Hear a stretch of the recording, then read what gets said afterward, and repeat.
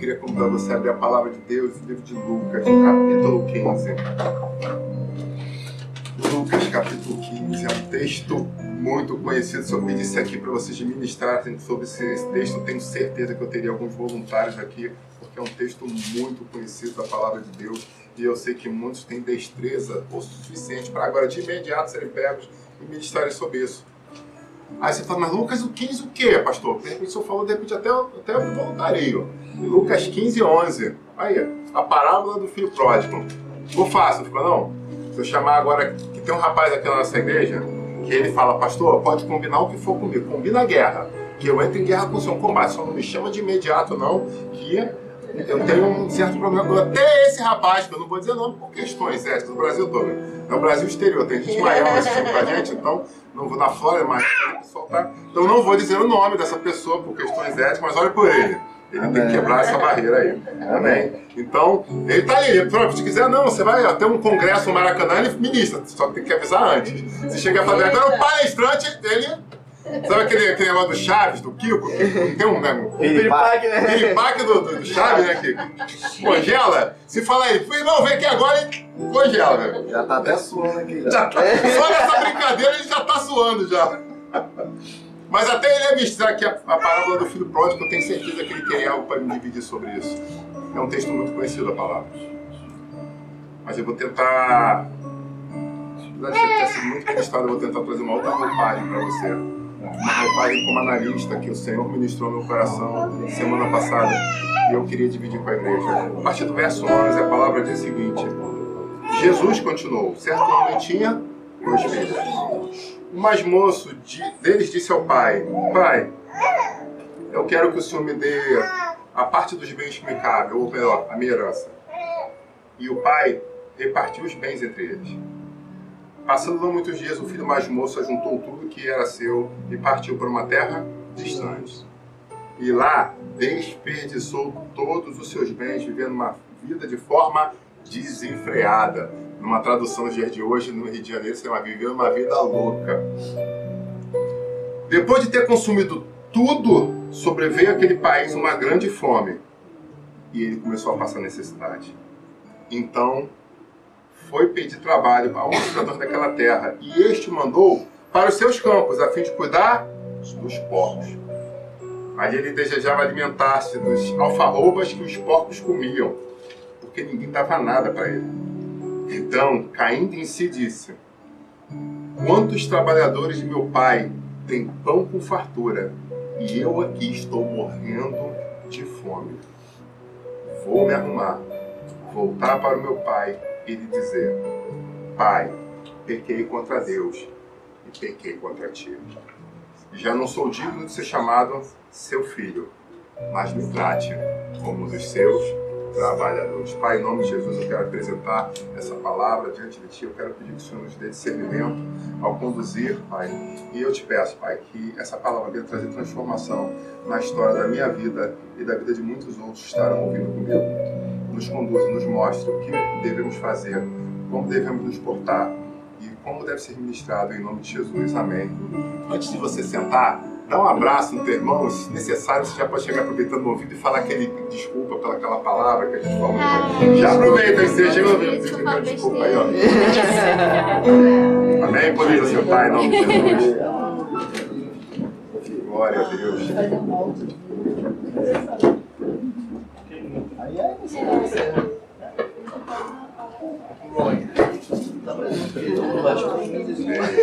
Eu começo a ministração chamando você a atenção ao dicionário da língua portuguesa. Muitas vezes nós pegamos algumas palavras e acabamos falando elas sem saber o real sentido. Não é verdade? Às vezes a gente fala alguma coisa e aí alguém chega e você sabe o que significa? Isso encaixa ou isso não encaixa? Porque às vezes a gente vai falando por falar, porque escutou alguém falando que achou uma palavra bonita e acaba falando também. E às vezes não pega a definição real do que aquilo significa para ver se tem um contexto ou não. Às vezes a gente dá sorte, às vezes a gente dá azar. Então hoje eu quero trabalhar essa ministração em cima, colocando no paralelo aqui o dicionário. Então eu vou estar falando algumas palavras, mas antes de continuar indo mais a frente, eu vou pegar a definição do dicionário para a gente ver se está dentro do contexto ou não. Perfeito? Vamos fazer o seguinte, Vamos fazer de conta que eu estou fazendo essa tese e vocês são a banca examinadora. Tem doutorado ali, tem mestrado aqui, estou vendo ali, tem um monte de gente aqui, cátedra. Então, vou me sentir literalmente avaliado, eu só não posso ficar nervoso. Então, ore por mim. Mas eu quero que vocês julguem isso. Quem já ouviu ministração sobre a história do filho pródigo? Eu preciso falar para vocês que ele foi um filho rebelde. E vocês já ouviram isso diversas vezes. Eu preciso dizer para vocês que a decisão psicológica que ele fez de chegar ao pai e pedir a parte da herança, ele matou o pai em vida. Vocês já ouviram sobre isso? Então ele, simplesmente, para que eu receba a herança dos meus pais, eu preciso que eles morram. Então se eu chego e falo, a parada é a seguinte, pai, eu quero a minha herança. Aí, pô, eu estou vivo. Tá, então a gente tem duas formas de resolver isso. Concordam comigo? A gente pode resolver isso de duas formas. Você me dá a minha parte, eu te mato e pronto, eu vou receber de qualquer jeito. Porque eu estou o quê? Determinado a conseguir algo. E a gente vai trabalhar isso. E o pai decide o quê? Então ele divide, serão dois irmãos, ele já pega 50% e toma a tua parte. Mas naquele momento, o que representava aquilo para a sociedade? Literalmente, ele deixou de ter um filho. Perfeito? Porque às vezes as coisas estão escritas diante de nós e a gente não se toca. Significa isso? É simples o significado. Ele literalmente matou o pai. E automaticamente o pai perdeu o filho. É óbvio. Pô, pastor, nunca pensado dessa forma. É muito simples. A decisão que ele tomou foi essa. E eu fico imaginando para a sociedade a barbárie que isso foi. O choque para toda a sociedade, todo o contexto que eles viveram aquilo. Cara, o cara matou o pai. E pegou o dinheiro e foi pra pista. Caiu no mundão. Caramba, o que é isso? Imagina o choque diante da sociedade que causou. Ok? Então eu não preciso explicar isso porque você já sabe. Eu não preciso entrar no detalhe que aquele jovem que pegou esse dinheiro, ele literalmente não tinha juízo. Porque vocês sabem, porque o texto vai falar de uma forma muito clara que ele pegou o dinheiro e fez o quê? Torrou. Virou pó. No contexto dos dias de hoje, tem até um sentido literal. Posso botar isso na literal? Bota entre aspas, em itálico, porque literalmente há uma grande chance de virar pó. Fazer grandes festas, grandes orgias e o dinheiro virar pó. Quem entendeu, entendeu. Quem entendeu, depois me pede, né, faz um asterisco que eu explico para vocês. Que a vida de pastor, meu amigo, você pode ser alguns tipos de pastor. Um deles é aquele que convive. E aí quando Deus botou nessa igreja de Goiás, eu falei, Senhor Jesus, esse nome é bem contextual. É isso mesmo? Aí o Senhor falou, esse é o nome da igreja que vai ser aberta, Goiás. Porque você vai lá, naqueles que estão largados, perdidos, e você vai ajudar eles, lugar que muita gente não quer botar o pé. E assim tem sido. Então, se você quiser explicar, mas pastor, me explica aquela história. Eu não vou dizer que eu tenho o maior prazer, mas eu te explico didaticamente. Perfeito? Então ele literalmente fez o dinheiro do pai virar pó. E aí, na consequência, o texto também nos fala que veio uma grande fome. E é nesse momento que eu dou uma pausa no texto e eu queria começar a interpretar. Algumas palavras vão ser ditas aqui que eu entendi no contexto do que estava sendo dito. E eu quero que você entenda que cada palavra dessa é como se fosse um trilho sendo colocado com o objetivo de construir uma estrada para nos levar a algo, um lugar de transformação para a nossa história, um lugar de reflexão para as nossas vidas. Amém? Então que em nome de Jesus, cada um desses trilhos possam se encaixar para que a gente possa chegar ao lugar que o Senhor desejou para nós. A primeira coisa que eu queria dizer sobre esse jovem, esse grande jovem, pastor, você vai entender, que esse grande jovem foi um sonhador. E aí você pergunta, o que quer dizer sonhar no dicionário da língua portuguesa? Sonhar quer dizer desejar algo com insistência, pensar muito em almejar. A gente precisa agora entender um pouco sobre o contexto. Naquela época você não tinha o Instagram, inclusive sai do Instagram em nome de Jesus, presta atenção no culto, sai do Instagram. Então, se não tinha o Instagram que está te incomodando agora no culto, deixa usar também. Tá? Fala para a pessoa que você está no culto agora e depois você volta. Em 50 minutos você não vai morrer e o mundo talvez não acabe. Então já aproveita e fala assim, hashtag fica a dica. Se sumiu um monte de gente aí, se eu não te responder em 50 minutos é porque você pode ter um problema. Que o arrebatamento da igreja vai vir em qualquer momento, no estalar de Deus. Então, o que acontece? Esse jovem era um grande sonhador. Ok? Pastor, mas ele... Calma. A gente já sabe. Tudo que ele fez de errado, a gente já sabe. Eu quero chamar você agora uma outra roupagem e uma análise sem preconceito sobre esse rapaz. Vamos seguir junto? Então ele sonhou. Naquela época, tinha as redes sociais? Não. Tinha jornais para falar? Não. Televisão? Não. Como as pessoas tomavam consciência do que estava acontecendo no grande entorno deles? Você sabe? Naquele momento tinha uma característica. O povo semítico, o povo de Israel em especial, eles eram muito hospedeiros. As pessoas viajavam 20, 30 quilômetros nas suas caminhadas de uma cidade para outra e elas pousavam nas cidades vizinhas. E aí quando elas pousavam era por costume, aí você vai pegar isso em história bíblica, elas chegavam na fonte da cidade, no porto da cidade, né? E aí automaticamente as pessoas viam, perguntam, você é viajante? Não, estou viajante e tal. Eu estou procurando um lugar para pousar. O que as pessoas faziam normalmente? Então eu te convido a pousar na minha casa. E aí você pergunta, pô, mas eles confiavam? Sim, porque existia toda uma tradição, todo um pacto em meio a tudo isso. Se você abrisse a casa para salvar uma pessoa, para dar abrigo para uma pessoa, essa pessoa tinha um código de honra e eles respeitavam isso. Então, não tinha problema nenhum você chamar alguém para pousar na sua casa que era um viajante. E o que você ganhava de forma secundária, além da honra e da bênção que Deus trazia sobre a tua vida, por estar hospedando uma pessoa? Porque a palavra fala que alguns hospedavam anjos e recebiam galardão. Os que hospeda pastor, quem cuida de um pastor, recebe galardão de pastor. De um profeta, galardão de profeta. Então, a Bíblia deixa bem claro isso, que além do hospedar normal, quando você cuida de um ungido do Senhor, você só tem a ganhar. Ok? Então, vou até já aproveitar aqui, aquele presente de aniversário que você me deu, aquilo ali você não tem ideia. Né? Além da zoação que eu tive que suportar, que aí é uma outra história que a gente conversa depois, né? Mas a bênção sobre a tua vida é tua. Ponto final. Porque foi algo com carinho, com disponibilidade e conseguiu trazer surpresa. Ponto. Eu estou inventando isso? Estou fazendo... Não, está escrito na Bíblia, cara. É bem claro. Tá, o texto ali de forma sequencial e direta. O problema é que às vezes a gente não lê a Bíblia. E aí alguns perdem a oportunidade. Então, muito obrigado pelo teu carinho no meu aniversário. Pois bem, continuando. Qual era o ganho secundário que eles tinham? Tinha televisão? Tinha internet? Tinha jornal? Como é que eles sabiam o que estava acontecendo pelo mundo? Através desses viajantes. Então, hospedava, dava ali uma boa refeição e depois sentava-se para conversar. Conte-me as novidades do horizonte. E essas pessoas contavam o que elas estavam vendo no meio da caminhada da história delas. E assim eles sabiam. A gente tem que entender que o pai dele era um grande empresário, um grande produtor. E eu acredito que ele hospedava muitas pessoas. E automaticamente os seus filhos tinham a oportunidade o quê? De saber o que estava acontecendo além do muro. Só que o que aconteceu com o mais novo? Diz pra mim, moça. Ele se vislumbrou, o olhinho piscou diante das coisas que estavam acontecendo no mundão. Tá entendendo? Tá ligado no mistério? Vamos continuar junto aqui? Então foca em mim. Ele começou, caramba, tem umas coisas diferentes lá, e na outra você tem que isso. E aí, aquilo tomou o coração dele.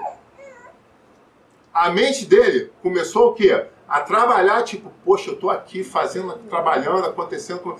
Pô, cara, mas o que tá lá fora tá acontecendo? Tá bombando as coisas, um monte de coisa acontecendo e eu aqui. Cara, e olha que interessante, 1 Coríntios diz: não vos enganeis, as más conversações corrompem os bons costumes. Então eu quero aproveitar que dou uma pausa nessa mensagem para dizer para você, cuidado com quem você tem andado. Cuidado com quem você tem sentado para conversar. Cuidado para quem você tem... Ah, então quer dizer que eu não vou sentar com as pessoas? Não, porque aí eu vou melhorar isso para você. Cuidado para quem você tem emprestado seus ouvidos. Que é diferente. Eu posso sentar com o Paulino e a gente conversar de um monte de coisas aqui do 30, 40 minutos e no final das contas a gente botar numa balança e ele sair com um monte de coisas que eu dei para ele e sair vazio. Pastor, me explica isso. Simples. Ele pode falar um monte de besteira para mim e eu posso dar um monte de bênção para ele. A grande questão é como vai acabar o nosso dia. Ele vai acabar impactado por todas as bênçãos que eu levei para ele e eu vou fazer aquilo. Vou ser um caminhão, vou levar aquilo na minha vida? Eu tenho que despejar. Então essa é a grande temática, é o grande mistério do evangelismo. é você conseguir estar com pessoas ímpias e estar com ela falando coisas que são edificantes. Então, hashtag fica a dica. Você pode sentar em qualquer roda, pode falar de futebol, pode falar de política, pode falar de um monte de coisa. Mas a pergunta é, como está terminando o saldo? As pessoas que estão conversando contigo estão abençoadas ou estão se amaldiçoando? Elas continuam as mesmas ou elas estão levando alguma coisa de bom? Porque nós somos embaixadores. Então aí fica a grande reflexão. Não, pastor, é que eu não gosto de misturar as coisas. Tá bom, então, você não mistura as coisas. Então, agora a pergunta é a seguinte, como você está saindo dessas conversas? Será que quando você bota a cabeça no travesseiro, você está pensando em bênção ou você está lembrando de algumas coisas que não deveria estar lembrando? Está sentindo algumas coisas que não deveria estar sentindo? Está desejando algumas coisas que não deveria estar desejando? Acho que tem muita gente inteligente aqui, eu não preciso desenhar, né? Acho que vocês já entenderam. Quem está sendo você no meio dessa sociedade que você está vivendo? No meio dessas conversas? Eu posso dizer, eu saí de uma obra missionária agora. Foram 7 dias longe de casa. Foram 6 noites fora de casa. Dormindo 3 a 4 horas por noite aproximadamente. Mas o que eu vi, o somatório disso tudo, foram muitas lágrimas sendo derramadas. Para a honra e glória do Senhor. Foram vidas sendo libertas. Foram pessoas sendo transformadas. Esse é o saldo desses 6 dias que eu passei fora de casa. Alguns voltaram com aquelas músicas de forró chiclete na cabeça. Eu não decorei nenhuma. Tem tempo cantando que essas músicas não saem da cabeça. Eu falei, que música? Eu estava tão ligado no mistério que nem aquelas... E olha que aquelas músicas são... Pra tu ver que eu estava não são, né? Que aquelas músicas são chiclete, né? Tirim, dim, dim, dim, dim, dim, triângulo batendo e você não esquece do...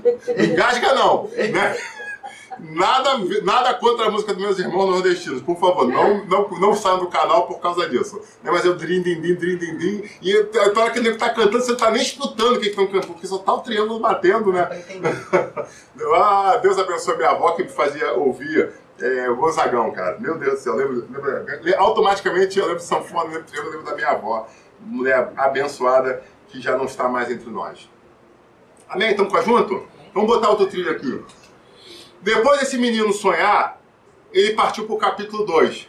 Qual foi o capítulo 2, pastor? Ele maquinou. Vamos abrir o dicionário de novo. O que é maquinar? Tramar em segredo a execução de um mau desígnio ou traçar planos para planejar, projetar. Então eu posso dizer com certeza que ele maquinou. Perfeito? Então o segundo passo dele foi maquinar. Ele sonhou, ele permitiu que o coração dele se envolvesse naquelas conversas e agora ele começa o quê? A maquinar. Como é que eu posso fazer o meu sonho se tornar realidade? Ele decidiu pela maquinação. E aí ele começou, cara, se meu pai morresse agora... E aí, pai, tá tossindo? Tá com Covid? Tá com o quê? Não, tô bem, meu filho. Foi só um... Caramba, esse ventilador que dormiu perto.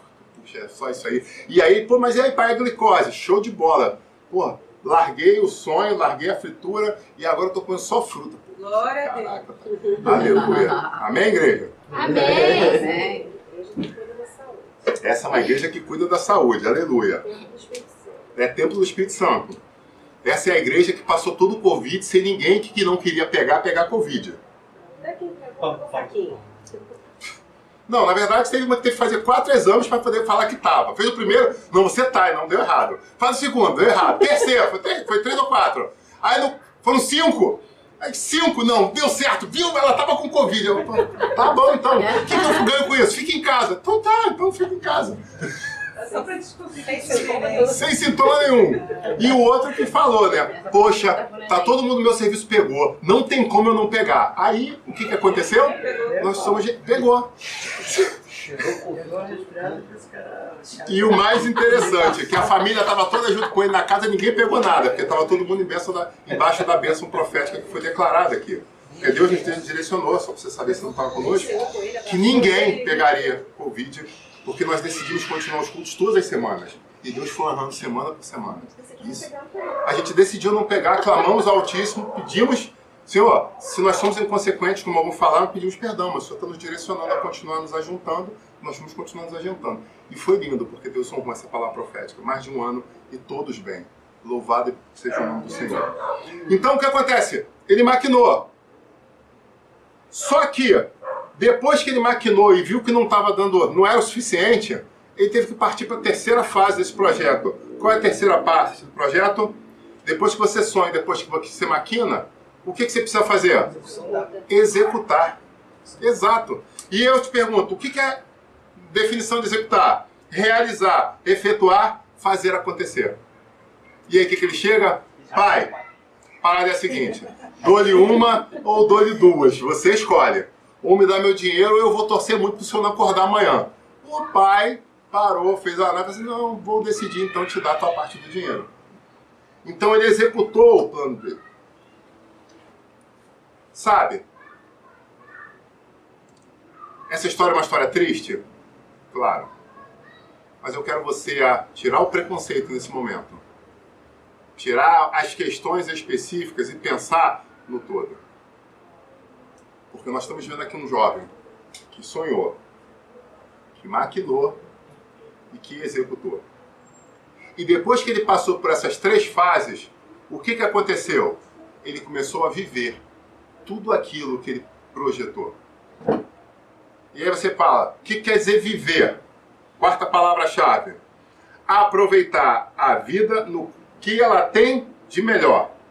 Passar por certas experiências. Vivenciar. Dedicar-se e entregar-se incondicionalmente. Isso, para o dicionário da língua portuguesa, é viver.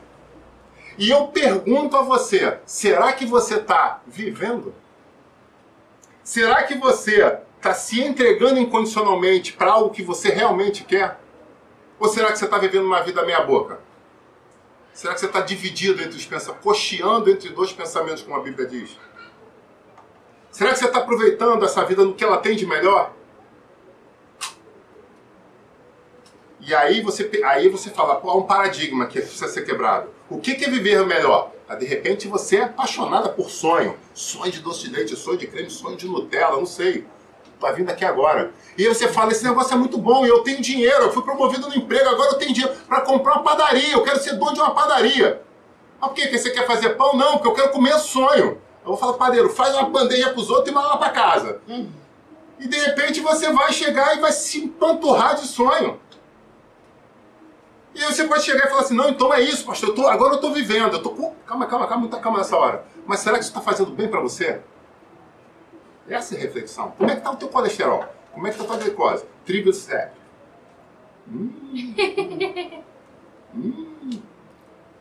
Não, pastor, eu sou daquela outra religião que nem doa nem tira sangue. Então, se eu não souber, fica tudo bem. Né?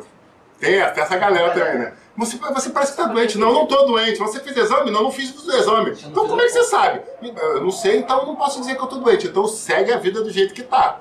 É igual o juiz de futebol, né? Levanta as duas mãos, segue o jogo. Não é se enganar.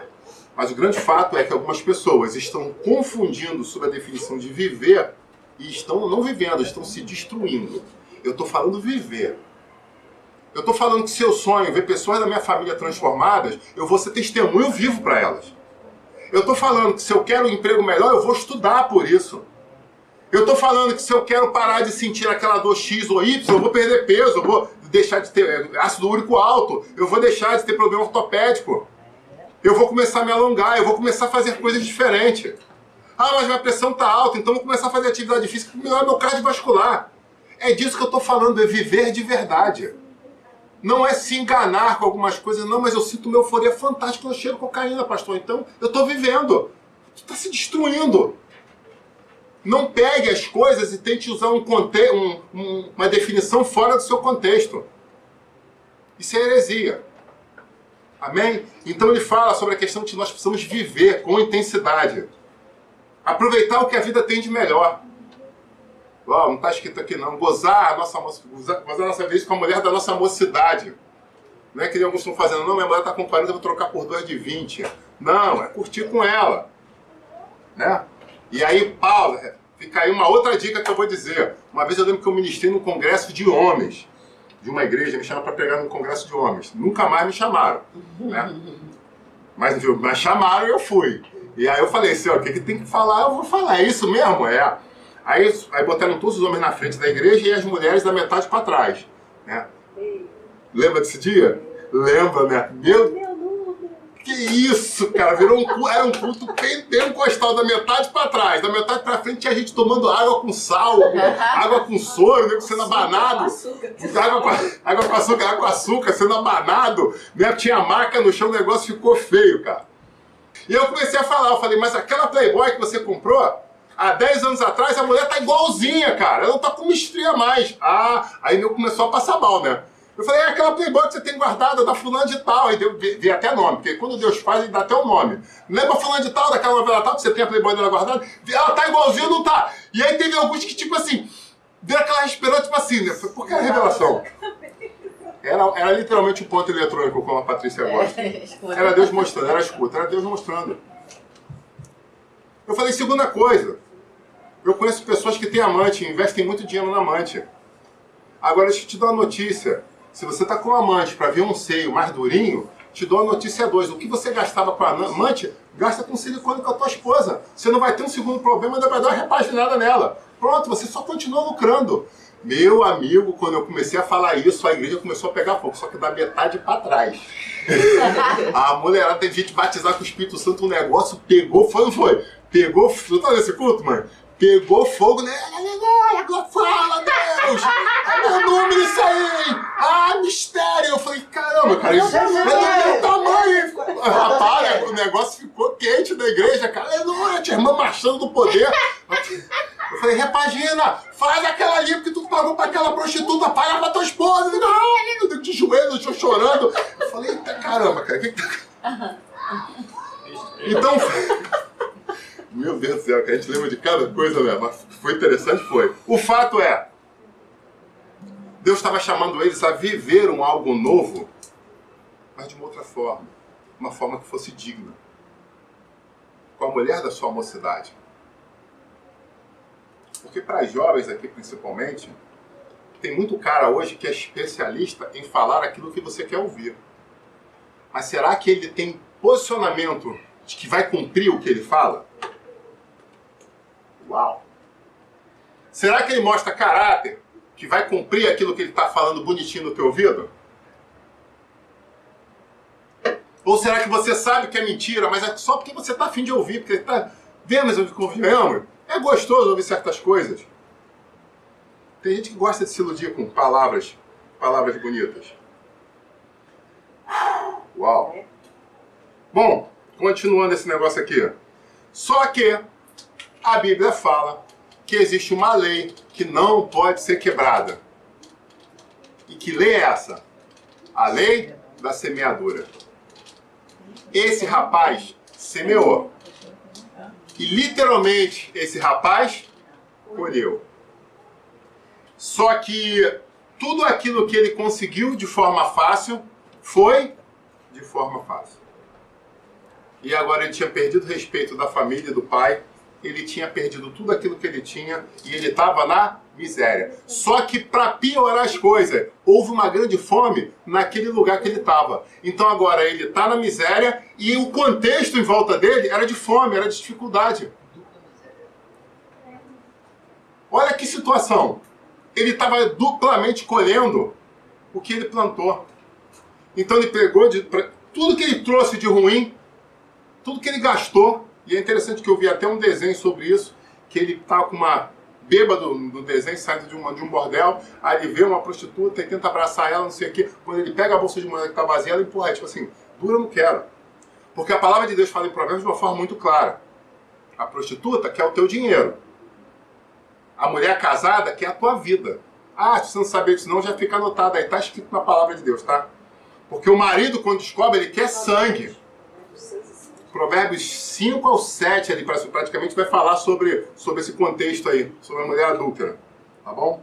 Então ele agora está colhendo a fome, ele está desesperado, e aí o texto falou que quando ele está nesse momento de desespero, é a hora que eu paro para falar algo que talvez poucos digam. É um dos textos mais bonitos da palavra para mim. É um dos contextos mais extraordinários que a palavra fala. Pastor, a gente está falando desse moleque, esse fedelho, pecador que só fez besteira? Sim. Mas esse fedelho, pecador, nos mostra algo extraordinário. Ele nos mostrou um trilho de conquistas. onde ele sonhou com algo, ele fez a maquinação, ele saiu em direção a alcançar o que ele queria, depois dele executar o plano dele, ele saiu e viveu o que ele queria viver. Mas pastor, ele não errou. Sim, ele errou, mas se você parar e tirar questões erradas que ele fez e analisar o contexto, esse rapaz está mostrando que ele viveu muito mais que muito crente hoje. Porque tem muita gente sentada, entrando e saindo da igreja semana após semana, que não está vivendo, que não está sonhando, que não está conquistando, que está só deixando a vida passar. E sabe o que é pior? Por muitas vezes ainda, apesar do silêncio, está com vontade de viver o que o outro está vivendo.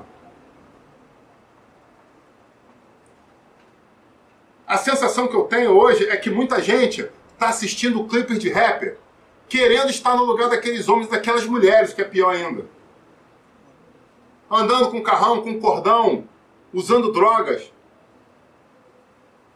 Que é isso que você vê no clipe de rap, você vai ver, a maior parte é isso.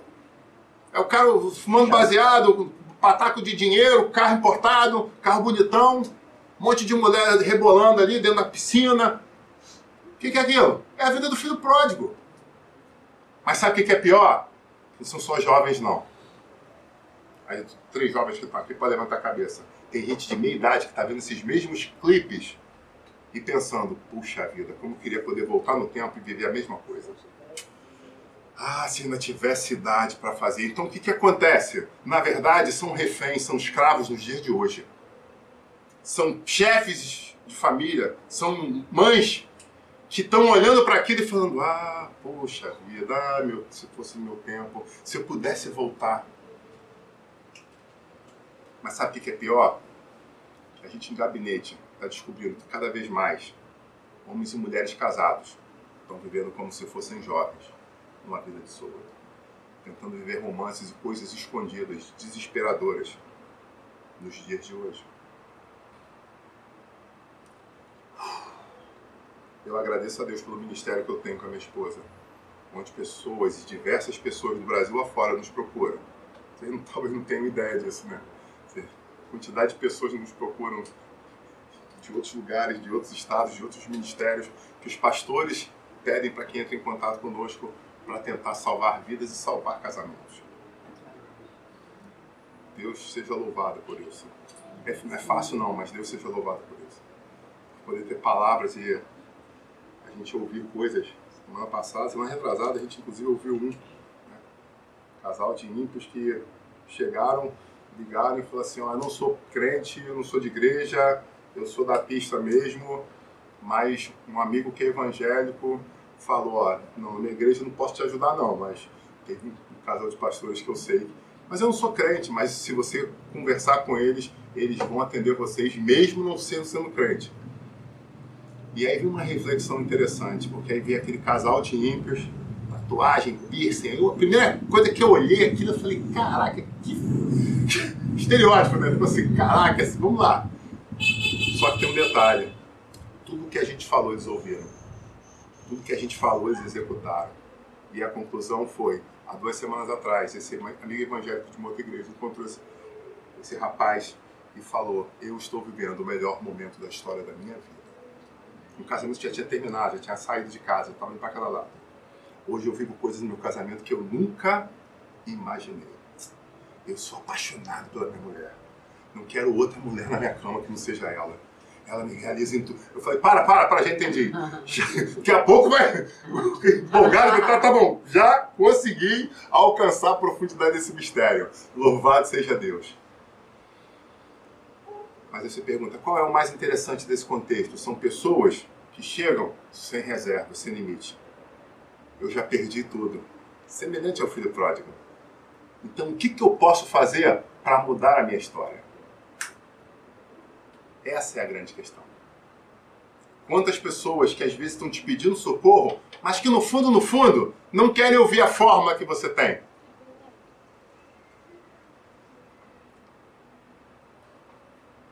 Meu rapaz ali que trabalha no ramo do petróleo, eu lembrei de um amigo que estava em Minas fazendo estudo de terreno e alguém falou que fez perfurações e que naquelas perfurações saiu um líquido preto. E aí mostrou o tubo com a amostra do líquido preto. O olho fez o quê, né? Igual o da Mônica. Pim! Saiu dessa terra aqui, saiu. Mas aí eu tava levando para um outro ali, para ele analisar o líquido e botar valor. Porque o outro, um amigo meu de não sei aonde, fez isso e o nego deu tantos milhões. Ele falou assim, para, já fechei o contrato contigo aqui. Me ajuda aí, né? Não leva não. Eu já tô vendo aqui, é viscoso. Se é preto e é viscoso, eu já sei o que é. Ele furou a fossa na casa dele e puxou. A gente tá rindo aqui, mas foi mais ou menos isso. O outro com voz de matuto, de inocente, alguém furou, o cara, pô, me dê bem, vou dar um golpe, ganhei milhões aqui às custas dele. E aí comprou o direito ao subsolo. O que tinha no subsolo? Um pouco de minério, talvez, né? Mas nada que justificasse o investimento milionário de perfuração.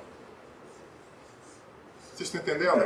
Mas, quando ele ia fechar o contrato, que ele voltou para Belo Horizonte, isso foi em Minas Gerais, algumas pessoas, poxa, mas será que não é melhor antes? Não, senão vão perder a oportunidade. Então algumas pessoas te amam porque você fala o que elas querem ouvir. Posso ser sincero para você? Muitas vezes eu sei que eu paro aqui e largo pedrada. Mas o que eu vejo são pessoas sendo curadas a cada semana. Pessoas sendo transformadas e libertas. Às vezes saem paradas legais, às vezes saem coisas gostosas, mas tem hora que não sai. Mas assim é a fórmula da vida. Nem sempre a gente vive só de alegria. Vive só de sucesso. Às vezes a gente... Eu preciso citar isso. Nas artes marciais é exatamente assim. Quando o mestre olha para um aluno e fala ele tem potencial, o que ele faz com o aluno dele? Larga a pancada nele. Aí você pergunta, eu não entendi, o cara vai desistir. E se ele desistir, eu vou te dizer, boa coisa ele fez, porque ele não perdeu o tempo dele. Porque ele sabe que na primeira vez que ele subir no ringue, o que espera ele lá de fora é pancadaria. E Rocky Balboa já dizia uma coisa, apesar de ser da dramaturgia, que é uma realidade, que um grande lutador não se mede pelo quanto sabe bater, mas sim o quanto ele consegue apanhar. Não são lutadores aqui à minha volta que concordam comigo. Caraca, fulano arrebenta ele, o cara tá de pé, cara. Eu lembro uma luta de alguns anos atrás do Anderson Silva, que ele apanhou do começo ao fim, ele apanhou, eu já tava nervoso de ver aquela luta. Eu falei, cara, eu vou parar essa luta aqui, esse cara vai moendo e o técnico não joga a toalha e um lado depois do outro, mas ele apanhou muito. No último round, faltando aproximadamente 1 minuto para acabar, 1 minuto e meio, ele apanhando, com o olho inchado, eu não conseguia, ele foi, deu uma armlock no cara, acabou a luta. Eu falei, eu não acredito nisso, eu comecei a gritar, minha mulher, o que houve? Lembra disso? Eu, cara, não acredito que eu tô vendo o cara bater não sei quantos rounds e o cara não caiu. Faltando 1 minuto. O cara deu no soco e deu um mano com o braço, ele enganchou o braço dele e o vrapo. Já era. Tá lá travado no chão batendo. E o outro não conseguia nem abrir o olho pra ver depois dele tentando pegar ele tudo inchado, de arrebentado. Papão muito. Papão muito. Mas era um grande campeão. Porque tinha horas que ele batia, mas tinha horas que ele também não dava muito certo. Mas ele sabia se manter-se resistente, mesmo diante das dificuldades. Amém, igreja? Sabe, o texto mais lindo que eu vejo, um dos textos mais lindos que eu vejo na Bíblia está exatamente em Lucas 15, 18.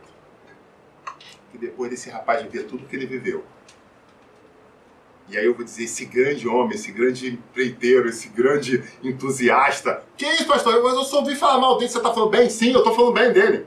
Porque ele nos dá uma lição extraordinária e agora ele dá uma melhor ainda. Porque ele fez tudo o que fez e no final das contas curtiu tudo que curtiu e viu que deu muito errado. E aí o que ele fez? Ele se matou? Ele cortou os pulsos, deu um tiro na cabeça? Foi isso que ele fez? Desistiu da vida? Não é karma. Meu karma é esse, eu tenho que ficar nisso até o final. Foi isso que ele fez? Não. Ele pura e simplesmente para e fala, cara, eu me porei a caminho e voltarei para o meu pai e eu lhe direi. Pequei contra o céu e pequei contra ti.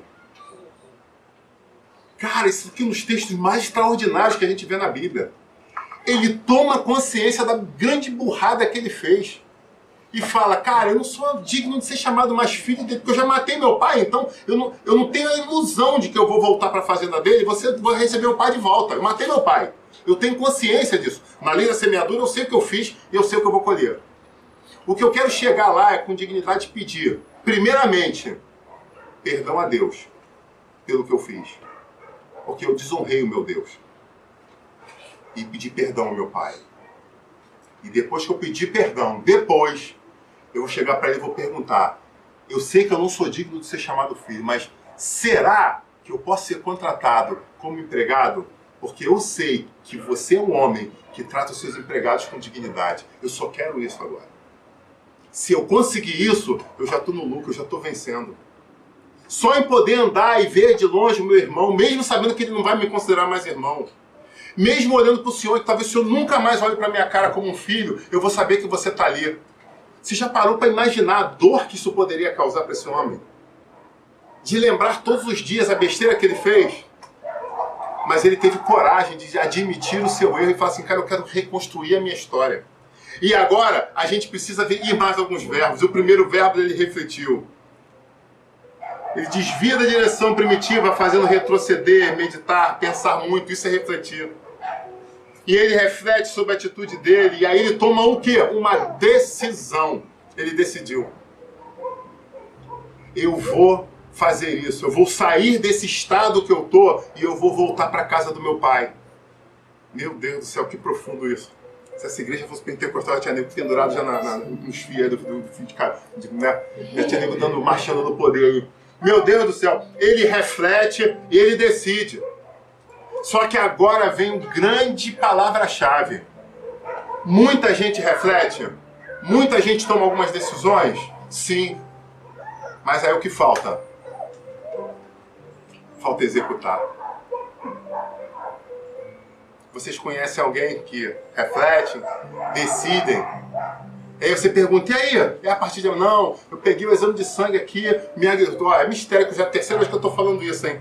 Minha glicose está 200 e pouco. E aí? O que você vai fazer? Não? Tá, vou passar ali na loja de bolo da avó fulana de tal, que eu vou comprar ali um churro recheado, mas capricha no... Caçamba, cara, você não falou que tá 200... Não, calma aí, veja bem. Veja bem, eu já vi que a glicose está doendo, bota fora. Talvez amanhã eu dê uns 250 glicose, mas depois disso, eu só vou comprar o bolo de churros sem o recheio. Já maquinei tudo, eu vou mudar. Vou fazer umas mudanças radicais, né? Eu não vou comprar mais sonho, eu vou comprar só rosquinha. Aquela rosca frita, né? Vou diminuir muito a glicose, eu vou diminuir. Caraca, mas será que é isso mesmo que você precisa? Será que é isso mesmo que você precisa? Muita gente reflete, decide, mas não executa. O que o Espírito Santo de Deus está chamando a cada um de nós dessa igreja essa noite é, além de fazer uma introspecção do que a gente precisa fazer, a gente precisa tomar a decisão certa e precisa andar em direção a ela. A gente precisa executar. Que em nome de Jesus você tenha coragem de executar. Que essa semana já seja uma semana de execução nas suas vidas, porque planos eu sei que o Senhor já tem te dado. O que estava faltando é você falar, pastor, eu precisava ouvir isso para me decidir e executar. Amém? Você recebe essa palavra? Amém. Muitas pessoas nos nossos dias fazem grandes planos. E esse jovem viu que tinha feito grandes planos, só que deu tudo errado.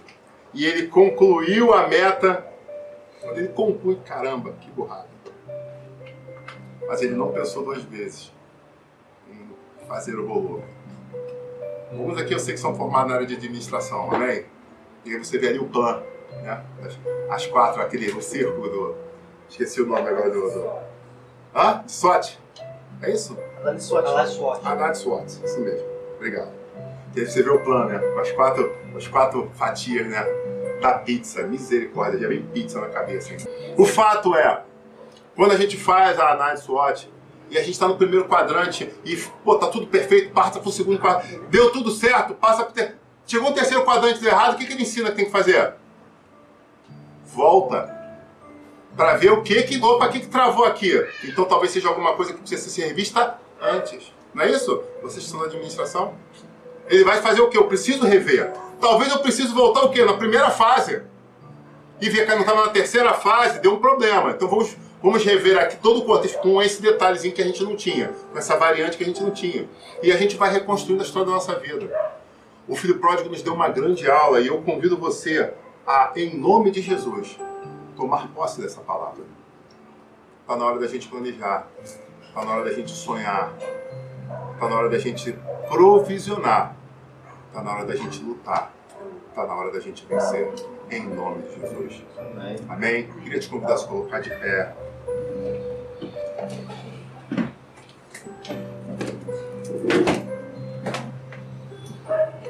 Eu agradeço a Deus por essa oportunidade de trazer essa ministração à igreja hoje. Muitas vezes nós fazemos coisas na nossa vida que a gente se arrepende um pouco. Quem aqui nunca teve uma situação que, poxa, pastor, se eu pudesse agora, pastor, tivesse a máquina agora do tempo, que a gente voltar num ponto específico, meu Deus do céu, o primeiro número é meu, hein? Eu me arrependo de uma coisa, você pode voltar ali 10 minutos, para você deixar de fazer algo, deixar de falar algo, deixar... Quem usaria desse? Comparei a ficha para essa máquina. Oh. O primeiro número já era meu, já estou avisando aqui. Sou mais velho, né? Ih, ferrou, minha mãe é mais velha que eu. Já perdi já, estou com o segundo número. A irmã ali lançaria a mão também da ficha? Ou pegaria da máquina do tempo para voltar e rever alguma coisa? Já estou com o número 3 já. Vou jogar na antiga. Eu sou pastor, o número 1 é meu porque eu sou pastor, pronto. Eu acredito que todos nós temos exatamente isso. Talvez a Júlia, uma das mais jovens entre nós, talvez tenha isso. De poder... Sofia já fez ali, eu tô aqui. Tá bom, Sofia. O Isaac daqui a pouco vai falar, não, aquele dia eu chorei. Que o Isaac vai falar, não, eu chorei, não tinha necessidade de chorar, eu tinha mamado. O Miguel daqui a pouco vai começar a chutar. Não, pô, calma nessa hora. O fato é, quem de nós não sonha em ter uma oportunidade de reeditar coisas? Deixa eu te dizer que algumas a gente consegue ainda reeditar, outras não. Mas a palavra é tão linda que mostra que esse jovem, mesmo sabendo que ele ia conviver com o pai e com o irmão, que ele podia ser humilhado, ele queria ter a oportunidade de estar perto deles de novo. Ele queria ter a oportunidade de vê-los de novo. E quando a gente decide fazer isso, Deus nos surpreende. E aí talvez seja a segunda parte mais linda dessa história. Que quando ele vem no horizonte andando, o pai o avista. E a gente volta para a parte comum da história que normalmente é ministrada. O pai corre até ele e lança sobre ele o quê? Uma capa. Aquela capa que é lançada sobre ele, a capa representava a autoridade. Talvez você não saiba, mas eu quero te explicar. E ele lança a mão do anel, que era onde se fazia o selo, o brasão da família, e ele pega o anel no dedo dele e faz o quê? Coloca no dedo do filho. Ele devolve autoridade, ele devolve identidade. Ele não imaginava que isso ia acontecer. Sabe, o Espírito Santo me autoriza a dizer essa noite que talvez você não tenha ideia de que se você reconstruir algumas pontes, o que você vai encontrar do outro lado. Amém. Existem coisas lindas que podem estar represadas só esperando as tuas decisões. Mas pastor, não fui eu que joguei a dinamite na ponte. Para, não é momento disso. É momento da gente analisar friamente e falar assim, a decisão é minha. Eu quero reconstruir um ponto de contato. Eu quero tentar recomeçar. Por mais que talvez eu venha a ser humilhado, não importa.